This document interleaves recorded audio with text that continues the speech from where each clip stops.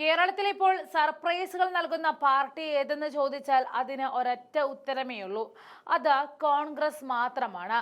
തിരുവനന്തപുരത്ത് അങ്ങനെയൊരു ബോംബ് ഇട്ടതാണ്. ഇനിയിപ്പോൾ അടുത്തത് കോഴിക്കോടാണ്. സർപ്രൈസ് സ്ഥാനാർത്ഥികളാണ് കോഴിക്കോട് ഇറക്കുന്നത് എന്നാണ് അറിവ്. കോഴിക്കോട് കോർപ്പറേഷൻ തെരഞ്ഞെടുപ്പിൽ സംവിധായകൻ VM വിനു UDF സ്ഥാനാർത്ഥിയായിട്ട് മത്സരിക്കും എന്നതാണ് ഇപ്പോൾ അറിയാൻ കഴിയുന്നത്. ഇതുമായി ബന്ധപ്പെട്ട് കോൺഗ്രസ് നേതാവ് രമേശ് ചെന്നിത്തല ഫോണിൽ VM വിനുവുമായി ആശയവിനിമയം നടത്തിയതായിട്ടാണ് വിവരം. തെരഞ്ഞെടുപ്പിൽ VM വിനു മത്സരിക്കണമെന്ന് തന്നെയാണ് പാർട്ടി വൃത്തങ്ങൾ നൽകുന്ന സൂചന.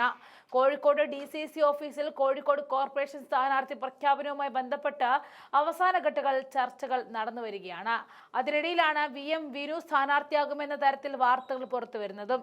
സ്ഥാനാർത്ഥി നിർണയവുമായി ബന്ധപ്പെട്ട മുതിർന്ന കോൺഗ്രസ് നേതാവ് രമേശ് ചെന്നിത്തല കോഴിക്കോട് ഉണ്ട്. സ്ഥാനാർത്ഥിത്വവുമായി ബന്ധപ്പെട്ട് ചെന്നിത്തല ഫോണിൽ VM വിനുവിനെ ബന്ധപ്പെട്ടതായിട്ടാണ് വിവരം.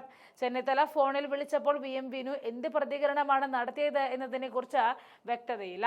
എങ്കിലും ഇത്തവണ കോഴിക്കോട് കോർപ്പറേഷൻ തെരഞ്ഞെടുപ്പിൽ VM വിനു മത്സരിക്കുമെന്നാണ് കോൺഗ്രസ് വൃത്തങ്ങൾ പറയുന്നത്. ഒറ്റഘട്ടത്തിൽ തന്നെ മുഴുവൻ സ്ഥാനാർത്ഥികളെയും പ്രഖ്യാപിക്കണം എന്നില്ല.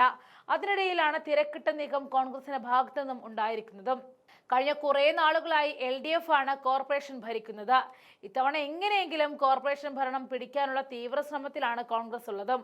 അതിന്റെ ഭാഗമായി VM വിനു അടക്കമുള്ള ജനപ്രിയ മുഖങ്ങളെ രംഗത്തിറക്കി കളം പിടിക്കാൻ തന്നെയാണ് കോൺഗ്രസിന്റെ തീരുമാനം. അതേസമയം പ്രതിസന്ധികളും കോഴിക്കോട് ഒട്ടനവധിയാണ് എന്ന് പറയാതെ വയ്യ. കോഴിക്കോട് കോൺഗ്രസിൽ തർക്കത്തെ തുടർന്ന് മണ്ഡലം പ്രസിഡന്റ് രാജ്യഭീഷണി മുഴക്കിയിരുന്നു. രാജ്യഭീഷണി മുഴക്കിയത് ചാലപ്പുറം മണ്ഡലം പ്രസിഡന്റ് M അയൂബ് ഉൾപ്പെടെയുള്ളവരായിരുന്നു. രാജിക്കത്ത് നൽകിക്കഴിഞ്ഞു. കോഴിക്കോട് കോർപ്പറേഷൻ ചാലപ്പുറം സീറ്റ് CMPക്ക് നൽകിയതിലായിരുന്നു പ്രതിഷേധം പ്രകടിപ്പിച്ചത്. സീറ്റ് CMPയിൽ നിന്നും തിരിച്ചെടുക്കണമെന്ന് ആവശ്യപ്പെട്ടുകൊണ്ട് രാജ്യഭീഷണി മുഴക്കി. മാധ്യമങ്ങൾക്ക് മുന്നിലായിരുന്നു പ്രതിഷേധം ഉയർത്തിയ മണ്ഡലം പ്രസിഡന്റിനെ നേതാക്കൾ അനുനയിപ്പിക്കാൻ ശ്രമിച്ചത്. രാത്രി വരെ സമയം നൽകുമെന്നും അതിനുശേഷം വാർത്താ സമ്മേളനമെന്നും പ്രതിഷേധവുമായി എത്തിയ നേതാക്കൾ പറഞ്ഞിരുന്നു. കോൺഗ്രസ് നടക്കാവ് വാർഡ് കൗൺസിലർ അൽഫോൺസോ മാത്യു രാജിവെച്ചു.